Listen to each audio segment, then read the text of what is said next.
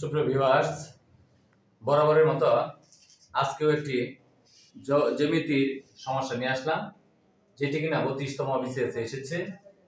সমস্যাটি হচ্ছে 7 সেন্টিমিটার ব্যাসার্ধ বিশিষ্ট বৃত্তের অন্তর্লিখিত বর্গক্ষেত্রের ক্ষেত্রফল কত।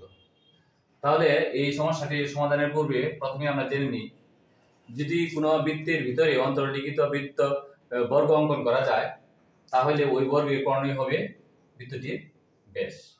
তাহলে আমরা এখানে 7 সেন্টিমিটার ব্যাসার্ধ বিশিষ্ট একটি বৃত্তের,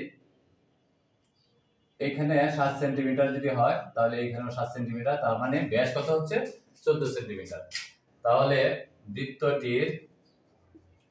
বৃত্তটির ব্যাস সমান 14 সেন্টিমিটার। আমরা পেলাম বৃত্তটির ব্যাস 14 সেন্টিমিটার, অতএব বর্গের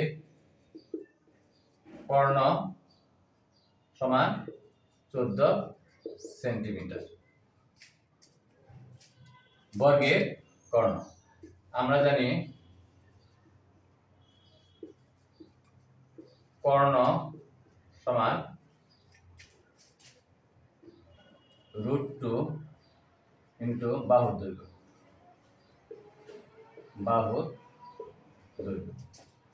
বর্গের ক্ষেত্রে এখানে আমরা একটা কাজ করতে পারি, বর্গের কর্ণ সমান √2 ইন্টু বাহুর দৈর্ঘ্য।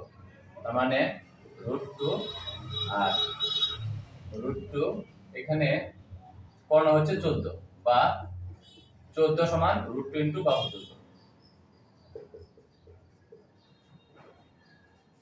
দৈর্ঘ্য। অতএব বাহুর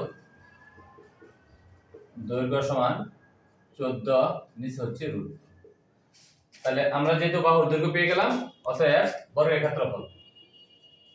বর্গের ক্ষেত্রফল সমান 14 √2 হোল স্কয়ার সমান 196, নিচে হচ্ছে 2। কাটাকাটি করলে 9 × 18, 8 × 16 সমান 98, যা ক অপশনে রয়েছে। তাহলে আমরা এখানে বর্গের ক্ষেত্রফল পেয়ে গেলাম 98 সেন্টিমিটার। ধন্যবাদ।